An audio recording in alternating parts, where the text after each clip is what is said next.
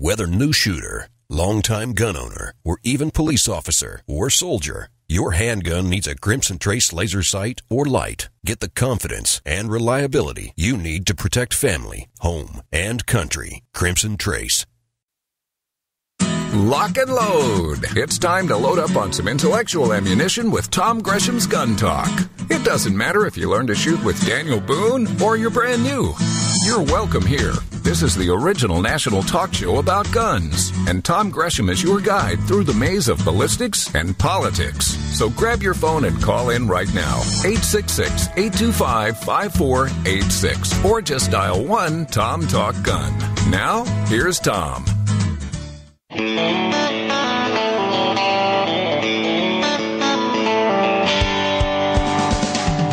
Today on Gun Talk, he's argued cases before the Supreme Court and won. His books are standards of gun rights scholarship. Now he uses newly discovered secret documents from German archives to detail the disarmament of Jews by Nazis. And he's talking to Tom. Plus gunsmithing, the rapid increase in women carrying guns, and more. Now, here's Tom. All right, let's talk about some guns. I'm Tom Gresham. You can join us. You want to write this number down, 866-825-5486. Easier, honestly, if you do it this way, just dial 1 and then Tom Talk Gun. That certainly will get you in. We're still giving away stuff. The Smith & Wesson giveaway continues. Grand prize winner is going to win a Performance Center. That's their really cool little subgroup where they make very slick guns at Smith & Wesson. A Performance Center 44 Magnum revolver, the optic and the light shown in the picture are not included. Go to guntalk.com/win. It's free. Enter for a chance to win our giveaway. Very cool stuff. Give away a few other things as we go through the month also. You can see the details at guntalk.com/win. Got to do a really fun bucket list thing yesterday. In fact, I just threw it up on Vimeo, a little video. I put it on Twitter. If you're on Twitter, you saw the link. Got to go out and fly a P-51 Mustang, World War II plane. Did a few rolls in it. Yeah, nothing real exciting, but just flying a P-51 is pretty darn exciting if you ask me. And I got to fly with a very good friend of mine, top-notch pilot. Somebody said, you need to get out more. Yeah, me too. I got to do that. So, a lot of fun stuff. We'll also talk about some guns we've been shooting, some things we've been testing.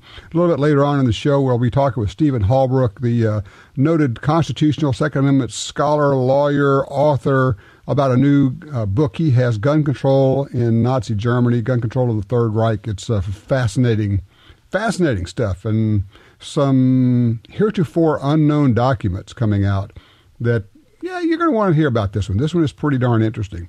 Now, to the task at hand. And by the way, yeah, you are certainly welcome calling in anytime, 866-TALK-GUN. We rarely, if ever, air our dirty laundry in public in the gun rights community. You will see me, hear me strain sometimes to not say negative things about gun rights groups, with one notable exception. You have heard me speak of the National Association for Gun Rights before in not complimentary terms. Well, they continue their old tricks here. And I'm going to bring in a good friend of ours, a regular on Gun Talk, Alan Gottlieb, founder and head of the Second Amendment Foundation, joins us right now. Hey, Alan, how are you? I'm great, Tom. Good to be with you. I got to tell you, when I saw your email go out, I thought, finally someone is saying something publicly about Dudley Brown and this goofball group, National Association for Gun Rights. And I am so glad that you did this, because I have been trying to get the word out, but at the same time, you know how it is. We just don't want to air our dirty laundry and say, look, here's a guy who is pretending to be a gun rights guy, and he's really not. But he's actually... He's detrimental. He's harmful to the Second Amendment. I'll tell you what. Tell people what he did and what your response was. Well, first of all, let me say that I don't like airing the dirty laundry either, and I don't make it a practice of going out attacking other gun rights groups. In fact, I've been trying to be very inclusive with our gun rights policy conference, inviting everybody to the table, having everyone participate, helping start new groups, get more groups involved, because I want to build a movement. But what happened here, I guess, is that this is actually the third time Dudley Brown has attacked me personally. And this time what he went and he did is he put out a fundraiser that had a doctored picture of me making me look like I had palsy or something, with a caption over it about how I'm leading the movement for national gun registration. Actually, quote, leading the fight for national gun registration, which is totally a lie. Yeah, of course. And and it's attached to a fundraiser for his group, and the idea is just to make it look like he's the only non-compromised group in the whole world, and everybody else is bad. Send money to somebody else, and you're hurting the cause. Send him the money instead. And we're not the only people he's done this to, but this time, it's just enough was enough. And so we put out a release basically talking about W. Brown and what he does, how he operates, and when he shows up and when he doesn't show up, and the negative effect he has on the gun rights movement. I don't want to leave the impression that he's not pro-gun rights. I think he is pro-gun rights. The problem is his tactics and the way he does things are counterproductive, negative, and hurt the whole cause tremendously.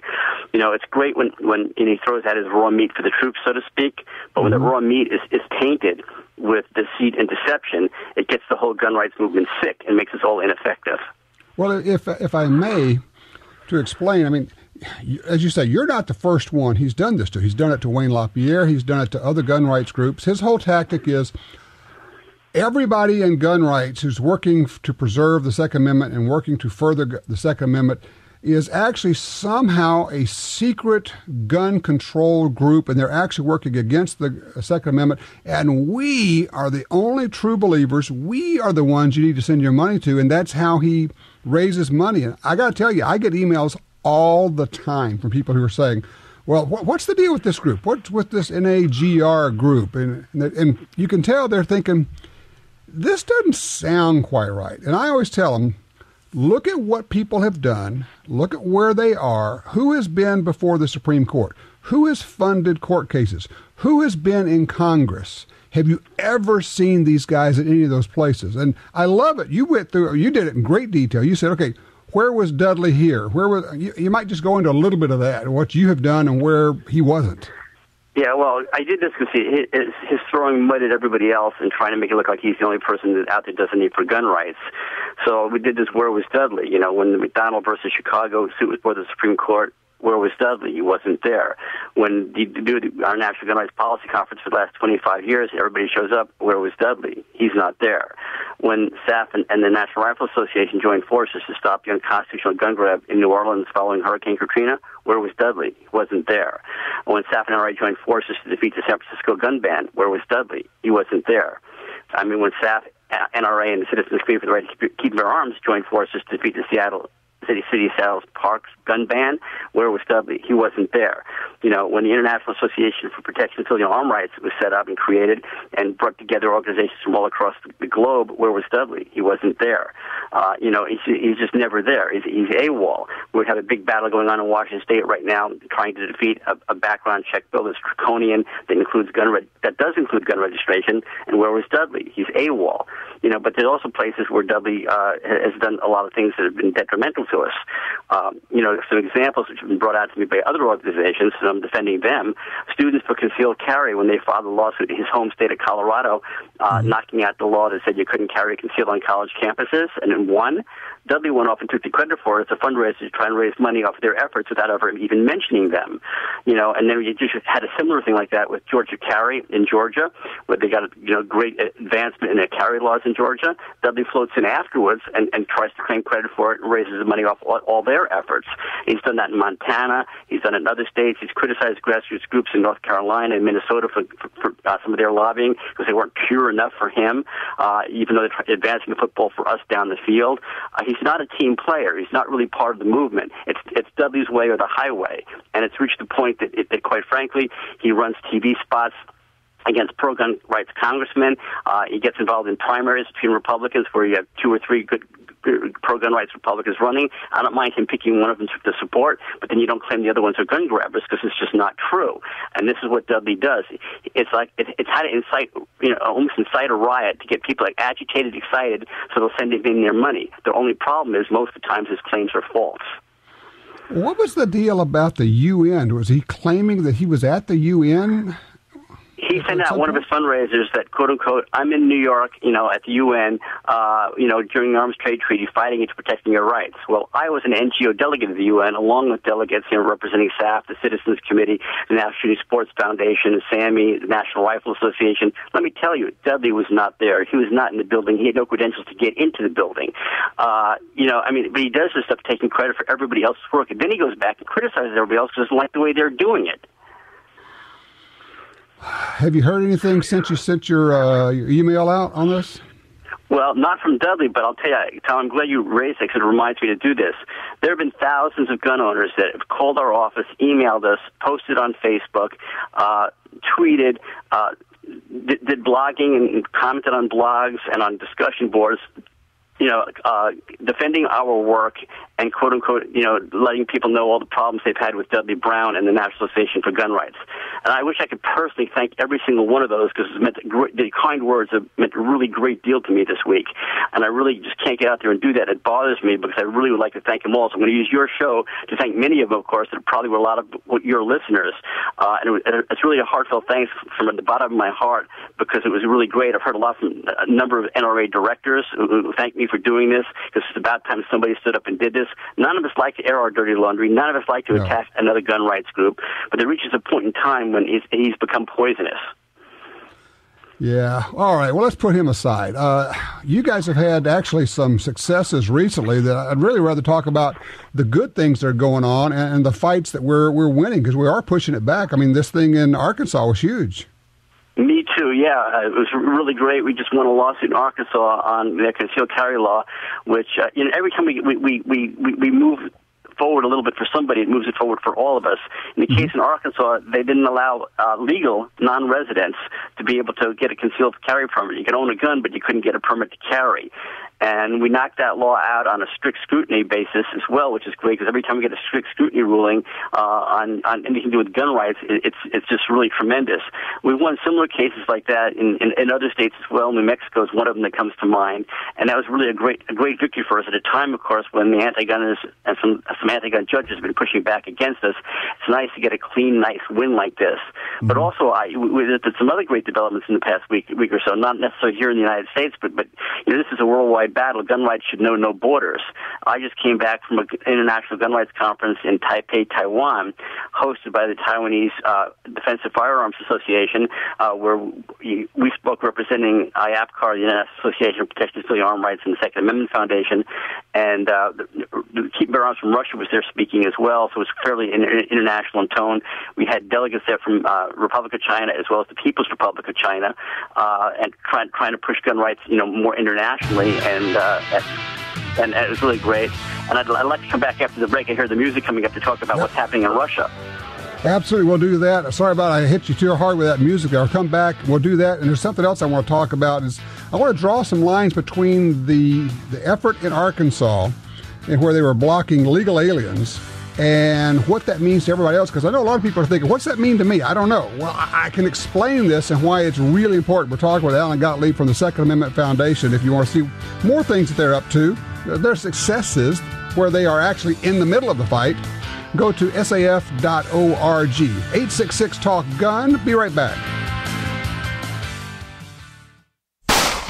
Crossbreed Holsters is broadening our product selection to serve more of your concealed carry needs. With products handmade in the USA, like the bedside backup, gun belts, and of course our world-famous Super Tuck and Mini Tuck holsters, we understand what works, and we take pride in providing you with a quality product. At Crossbreed Holsters, we live and breathe concealed carry. We make and sell products that we believe in and products that our customers love. To see more, go to crossbreedholsters.com. That's crossbreedholsters.com.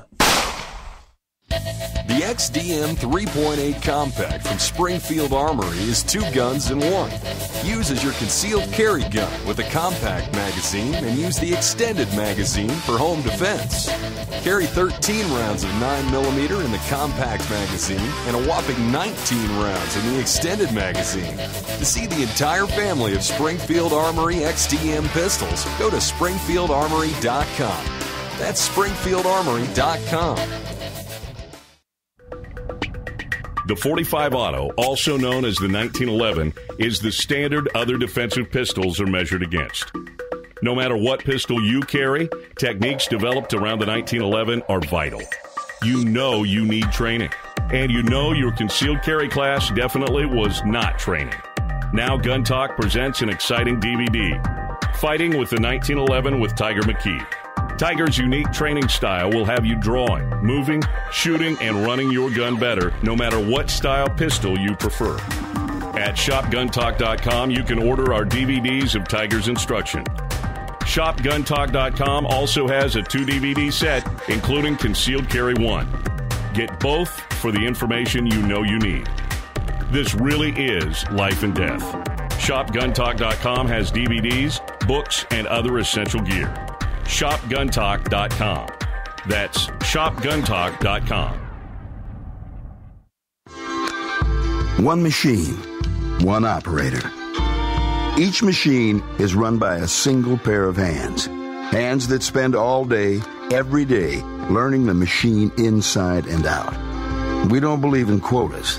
The point is crafting faultless ammunition, no matter how long that takes. It's not quick or easy. Being the best never is. Black Hills Ammunition. It started with our hands. Hi, I'm Michael Bain. You know I hate cleaning guns, so anything that makes that job faster and easier is definitely a plus. And that's where Bore Tips come in. These reusable, lint-free cleaning swabs make cleaning a breeze. And the tighter-fitting Bore Tips do a better job on barrels than cotton mops or patches. Hey, it's a dirty job. Let Bore Tips help. To find a dealer, visit boretips.com.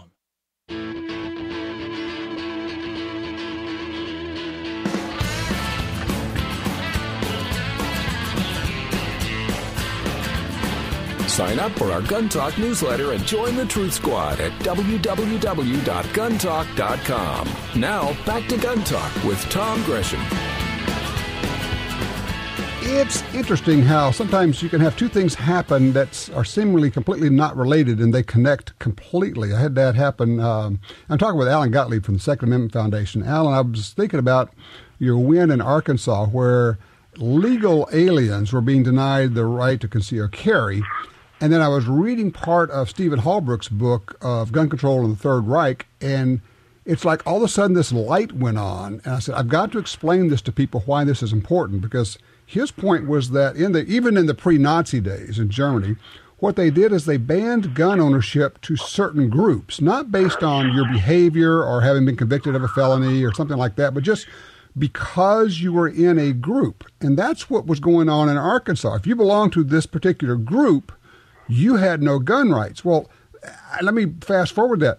If they can do that to any group, then they can do that to every group. And I think maybe that's at the core of what you're trying to get to, is that you can't let them do it to any group, because then they can go out and do it to every group. Exactly, you're 100% right. And it's real simple. If you can protect the gun rights of legal residents, and they can own guns, it's a lot harder to take gun rights away from actual citizens. So it builds firewalls further up down the line, so to speak, to protect rights of gun owners in America. That's what's so important about it. And a lot of times in these cases, when you're dealing with legal aliens and 14th Amendment rights as well as Second Amendment rights, you're able to get judges that aren't exactly pro-gun to rule our way and use strict scrutiny, and those become examples to use in other cases in the future. It's very, very important. Sometimes, I'm not even going to say sometimes, often, there's like a 3D chess match going on, and sometimes the battles that I've seen you wage and the efforts where you say, we're going to go take this particular case, and I'm sitting there scratching my head and saying, why? And I'll ask you, or I'll ask Alan Gurr, why are you guys doing this? And they'll say, well, because if we do this, then this happens, then this happens, then this third thing happens, and you're going, oh, okay. You guys are looking way down the road on a lot of this stuff. You have to, Tom, because the problem is you never know what kind of judge you get. And at the lower court levels, it's very easy to pick up a judge that's extremely anti-gun rights to begin with, and you got to bring it up the appeals process. And like it or not, we're looking at the fact that Obama has pointed at virtually every judge he has appointed is a gun rights enemy, so to speak, that hates gun owners and guns in general. And you have to deal with what your real playing field is out there, and it isn't always ruled by the Constitution. You get ruled by man sometimes, and sometimes those men don't want to support us no matter what. You actually will take cases on knowing that you're going to lose at the lower court level, right? Well, it's not that we know we're going to lose. It's just the odds are we're going to lose. When you're dealing in places like the Ninth Circuit or New York State, as an example, and judges get appointed politically, obviously it's very hard to, in those so-called blue states, to get judges that are going to be pro-gun rights because they passed the litmus test for the other side to get their appointment. Sure. So it makes it rather difficult for us. And unfortunately, where are all the bad gun laws? In those blue states. So our challenges don't really happen in red states. Our challenges really usually happen in blue states. Exactly right. Tell you what, I do want to touch on, you mentioned the Gun Rights Policy Conference. We're like, 25 years of doing that?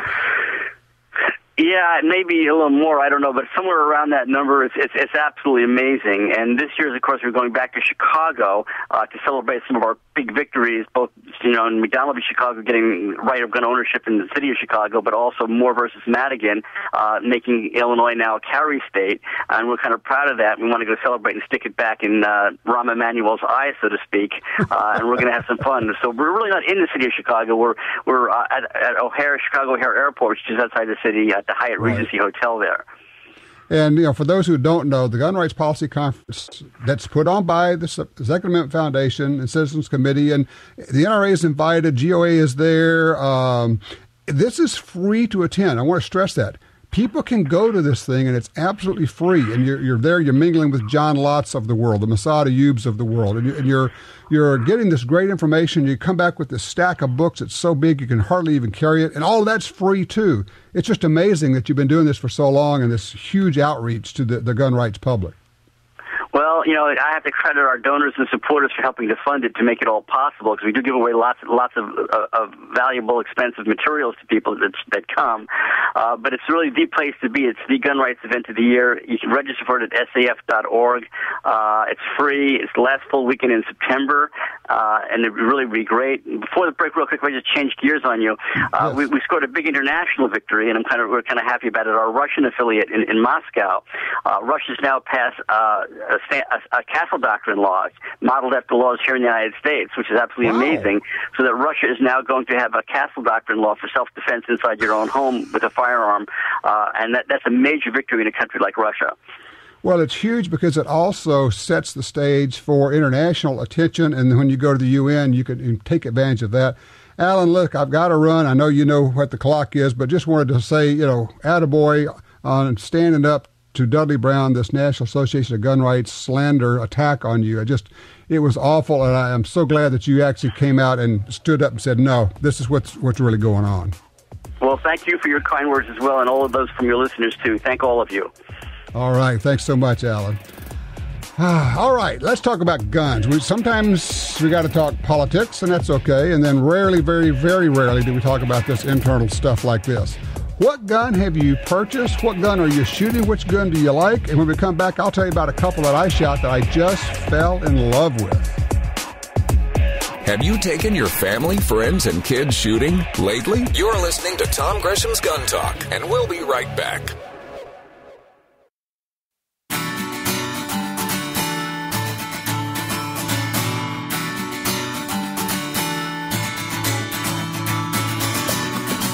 Want to be a guest on the show? Drop us a line at info@guntalk.com. You're listening to Gun Talk with Tom Gresham.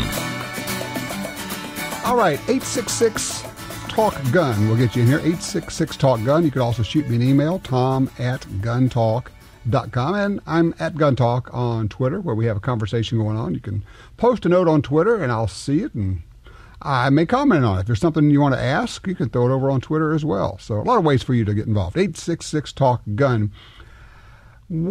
At least one website is reporting that the Freedom Group, which is the overall group that owns Remington, Bushmaster, DPMS, Advanced Armament, Dakota Rifles, TAPCO, a whole bunch of other things, that they are going to kill off AAC, Advanced Armament, that they may kill off DPMS, Panther Arms, Randy Luth's old company, that they are moving Bushmaster out of New York, probably to their new place. I think it's in Huntsville, Alabama. I have not been able to confirm any of this with the folks at Freedom Group or Remington, but that's what's being said right now. It's interesting. Kevin Brittingham, He was the founder of Advanced Armament Corporation, which is one of the biggest silencer manufacturers. And these guys, of course, there's the AAC Blackout, the 300 AAC Blackout, which is a great cartridge also. Well, Brittingham now works for SIG Sauer. And SIG Sauer is now in the business of making silencers. So a lot of that technology that Brittingham developed will be coming over to SIG. But as far as what's going to happen with the original AAC, with DPMS, with some of these other companies, I don't know. Of course, Remington has this massive recall underway on Remington 700s for the trigger. It's unclear. As I said, the crystal ball is very cloudy right now. I don't know what's going to be happening there. I wanted to tell you about at least one rifle that we took out and shot and had just such a ball with, and that was the little Smith & Wesson M&P 15-22. It's a 22 rimfire AR, if you will. It's an MSR, modern sporting rifle. Just delightful. It was just so much fun to shoot. Obviously no recoil, it's 22 rimfire, but it is an AR, but they also have in all these colors. And they have the purple and the orange and the camo and all of that. Everybody who picks it up and shoots it just falls in love with it. So just kind of a real quick field report there. Let me go to line 3 where Jay has joined us out of Northern Nevada. Hello, Jay. Good morning. How are things today? Good. What'd you buy? I got some 9x19 ammo, and when I bought it, the guy said it was for machine guns only, and it's head stamped 9x19 SR.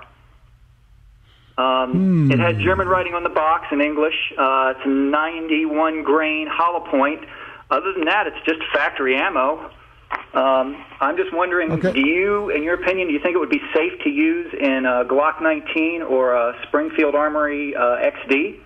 Yeah, no, this is just 9mm Luger ammo. It is military surplus, probably, in fact, made for machine guns. Here's the deal. I share your pain because I, too, bought a full ammo can of this stuff. Oh, boy. And so I have shot hundreds and hundreds of rounds of this through every 9mm we have. So I have no problem shooting it. But here's the thing, and I mean, I would most definitely not use it for self-defense. Are you familiar with malfunction drills or failure drills in semi-auto pistols? Yes. Where it goes click and you get to tap rack and work the slide. With this ammo, you will get a lot of good practice in. Because here's the problem. This is my guess, okay, my best guess anyway. I think that they make the primers on these much harder. So, because a lot of machine guns fire from an open bolt, or some submachine guns do. Right. So it really just slams the devil out of the primer. And our pistols don't hit the primers hard enough sometimes. So you will get a lot of bang, bang, click going on there. So what we do is we just say, look, whenever we want to get some practice out at the range where we don't know when we're going to get a malfunction so we can really practice our malfunction drills, we take that can of ammo out with us and we shoot targets with it. And it was, basically it works. You're able to get real good practice on your malfunction drills. But other than that, I don't. Now, it's going to be hotter. Don't make no mistake. This stuff is a little bit hotter, higher pressure than standard ammo, but I think you're still going to be okay. Okay, well, thank you. Yeah, I mean, that's what I would do. I would use this strictly as range stuff. And did you get it cheap? That's the question. No, I didn't. Oh, well. Oh, no, okay. Well, at least I got mine cheap. Yeah, well, I just got one box, so I didn't, spend the fortune. Oh, okay. Yeah, I think I bought 500 rounds, so I had a lot to get rid of. So there you go. But my only concern. Here's one thing. One other thing I got to mention to you, Jay. If you shoot it and feel something, hear something, smell something, get any kind of sensation that something was really crazy, a little bit odd, do not pull the trigger a second time. Right. It's possible you could have a bullet stuck in the barrel. We had that happen one time, and fortunately we were shooting with Ken Jorgensen. He was actually doing the shooting, and from Ruger. And Ken's a very experienced shooter, and he recognized immediately something wasn't right and did not pull the trigger a second time. And we had to pound a bullet out of the barrel. So out of 50 rounds, it's highly unlikely that's going to happen.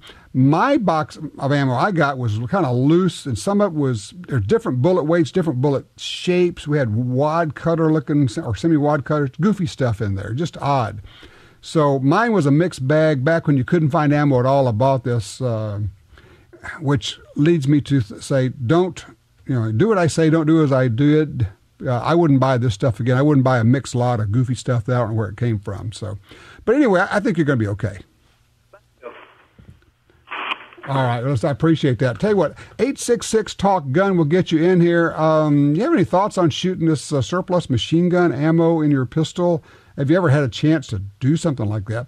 And also, what gun have you been shooting that you particularly like, or which gun have you owned that you just couldn't stand? Did you ever have a gun that you just thought, every time I take this thing out, I just hate this dog? And eventually somebody else really needs to own that one. 866-TALK-GUN, that'll get you in here. We'll be right back. In the war on terror, fighting crime in the streets, in competition, and homes around the world, one name in firearms stands out: Sig Sauer. Our pistols and rifles are renowned for their unfailing performance. This same commitment to excellence can be found in our line of SigTac accessories and the training offered by the Sig Sauer Academy. For unmatched quality, reliability, and innovation when it counts, choose Sig Sauer. Visit sigsauer.com today. Hi, I'm Tom Gresham. For more than 40 years, I've been watching an environmental disaster in my backyard, and it actually impacts all sportsmen in America. I'm talking about the massive loss of land on the Louisiana coastline. The U.S. Geological Survey said the swamps and marshes of coastal Louisiana are among the nation's most fragile and valuable wetlands. That land is disappearing. The Mississippi River Delta hosts as many as 10 million ducks and geese every winter. These are birds which migrate northward through the states, all the way to Canada. The wetlands of the Delta support some of America's best fresh and saltwater fishing. And here's the deal. The wetlands of the Mississippi River Delta are disappearing at a rate of 1 football field every hour. 1 football field every hour. Gone. We can reconnect the river with its wetlands and restore the Delta, but we need your help. Please visit vanishingparadise.org. That's vanishingparadise.org. Inaccurate is just plain worthless. Doesn't matter if you're shooting for a national championship or just trying to beat your friend. You need accurate ammo. Nosler's match-grade handgun ammunition delivers. You get Nosler sporting handgun and custom competition bullets in Nosler head-stamped brass, loaded to the same strict tolerances as Nosler's match-grade rifle ammo.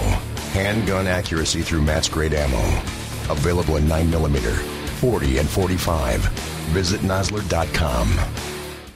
The Ruger SR45, a large caliber pistol with a trim, ergonomic profile. Like the popular Ruger SR9 and SR40, the SR45 is perfectly sized to be comfortable and controllable with a slim, ergonomic grip and narrow slide. It features an adjustable 3-dot sight system, Ruger's unique reversible back strap, an ambidextrous manual safety and magazine release, and built-in Picatinny rail. The Ruger SR45, another rugged, reliable firearm from Ruger. If you're looking for a safe and trusted way to sell your firearms, look no further than Dury's Gun Shop. I trusted them to sell my dad's collection. They built their business for over 50 years on honesty and customer service. Dury's Guns will buy any size collection or estate, none too big or too small. Selling your firearms to Dury's Guns is easy. Go with the pros. I trust Dury's Guns. DurysGuns.com.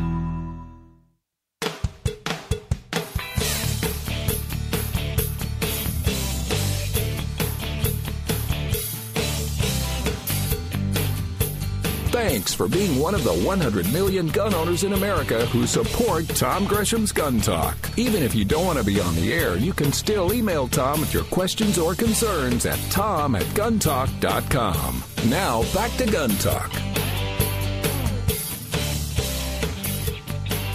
Oh, this is interesting. Just got an email. Let me look at this thing. From The Truth About Guns. says that the smart gun maker had actually filed for a patent. Now, there's been a lot of controversy about the smart guns, and people say, well, theoretically, somebody could shut off all the smart guns. People say, oh, you guys are paranoid. Well, according to this story, the smart gun maker actually filed for a patent on a remote kill switch. A remote kill switch for your smart gun. Well, let's see. Let's mandate that all guns or smart guns, and then let's give the government the ability to deactivate all firearms. So if you want to go in and confiscate guns, or you want to go in and kick in doors, you simply deactivate all the guns in the house before you go. Sure. What could possibly be wrong with that? Oh, yeah, we'll be talking about that in the third hour when we talk with the author of a book about gun control in the Third Reich. Yeah, just a little lesson for you, a little history lesson for those that might want to pay attention. Benny's on line one. He's in Houston, Texas. Hey, Benny, you're getting a gun or thinking about a gun? Yes, sir. Actually, for my daughter. She's 8 years old. She already has an arsenal. She has a regular AR 5.56. She has a little 300 blackout. She has a Cricket 22 and 3 pistols. Well, she's in love with Duck Commander, wow. And she was wanting the little AR-22 Mossberg Duck Commander series. But I was told by a gunsmith guy that they had some problems with that particular rifle, and I was wanting to know if y'all had heard anything about that. I have not. Now, he's saying specifically which you talking about the little AR-looking pistol?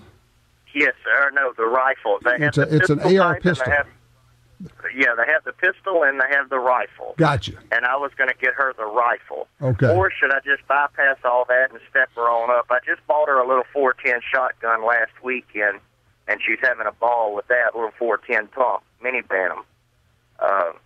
Right. And so should I go... So well, Mossberg makes real nice guns for kids. I like the fact that Mossberg makes shotguns for kids with really short stocks. So those are very nice. I don't have any personal knowledge of any problems with their 22 rifle. I wish I could help you out here, but I don't have any information. I'm looking on their website now. I'm looking at the Duck Commander. It's just the camouflage version of their 22 AR. So, here's the thing, and it's funny you should mention Mossberg, because Michael, who's run the board, was just telling me they just sent a contacted Mossberg. He had a problem with a magazine. He said they got him a magazine back in a week. So they are very responsive. They actually were asking for him to send the rifle back. He said, no, it's just a magazine. I know what it is. Michael, was that a pistol or a rifle you were working with there? Just was wondering. The rifle, okay. Yes. He said same rifle he has. Okay, so it's the same rifle.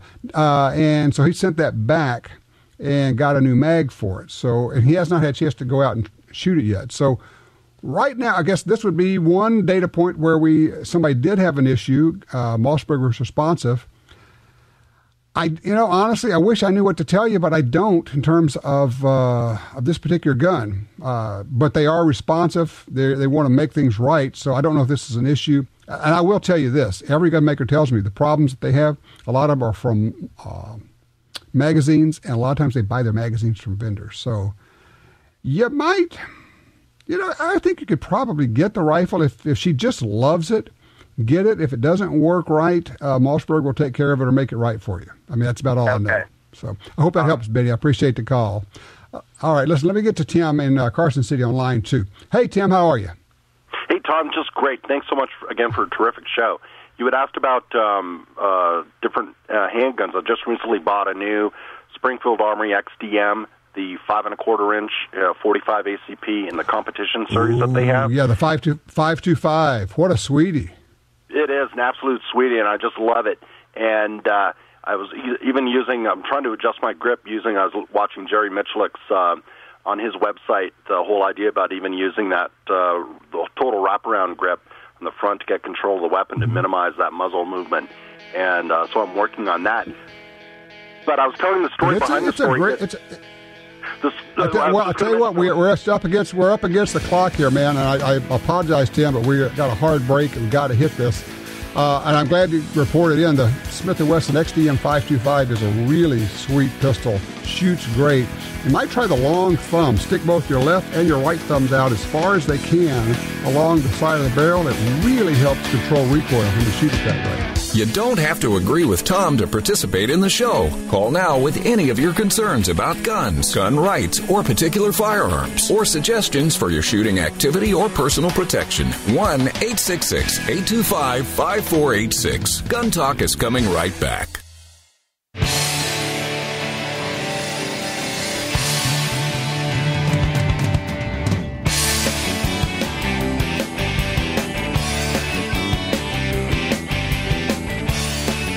All right, back with you. I need your help. I just right now got an email from John Lott, of course, the noted researcher, author, gun rights champion. And John, I had talked to him earlier in the week. He says, Tom, we need some help. The Students for Concealed Carry need help putting on their annual convention. This thing is big because last year C-SPAN covered it. Got lots of good coverage, national coverage for the Students for Concealed Carry on campus. They need some money to help put this thing on. And so he just put a link up. If you go to his website, let's see. It is crimeresearch.org. Don't put .com, put .org. That's crimeresearch.org. He needs about, roughly 1,500 of us to throw $20 into the kitty to pay for this thing. John has been helping put this thing on for several years, and it's really seriously important. So if you can, if you're predisposed, you would like to help, go to crimeresearch.org, find the link. You can contribute $20 or more for the Students for Concealed Carry on campus for their national convention. That would be a good thing. John, you do such great work. I want to support you every way I can. All right, line 3, Lynn's with us out of Minden, Nevada. Lynn, trying to find some prepaid legal services? You mean for carrying a gun? Lynn, are you there? Yes, sir. Can you hear me? I got you. Go ahead. Okay. Yeah, we travel around the United States in our RV, and we try to obey all the laws when we travel. But looking through the selection of prepaid legal services is a little confusing. Some of them actually don't pay anything up front or provide an attorney. They reimburse you and guide you to an attorney. So I just wanted your thoughts. Well, I'll tell you, it's a great question. In fact, I wanted to get Marty Hayes on here to talk about that. We talked about that at one point.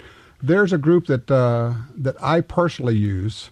Let me make sure I've got the correct link. It's called the Armed Citizens Legal Defense Network. I spend my hard-earned dollars personally. They don't give it to me. I pay for it. ArmedCitizensNetwork.org. They are not like some of these other outfits. What they do is they take a hard look at the shoot and say, okay, it's a good shoot, it's not. If it's not a good shoot, they're not going to help you. Too bad, so sad, you're on your own. If it's a good shoot, though, now you get people like Masada Ayub, Marty Hayes, some of these other guys coming in. They help pay for it. They'll throw like $5,000 at it immediately to help you get a good attorney, because a lot of attorneys are not good at this, don't know what they're doing. Help you find the right attorney, and then they work with you. And some people have said, oh, well, they have a limit. No, they don't have a limit. They have this huge pool of money that they can tap into, but they're very selective about it. It's not a case of, well, you're going to get up to $150,000. It's, we're going to do what it takes to defend you. So I've looked at a lot of these, and this is the one that I put my money at. And look, these guys are not advertisers. They are friends of mine, but that really doesn't matter because I pay my money. I write them a check each year for me and my wife.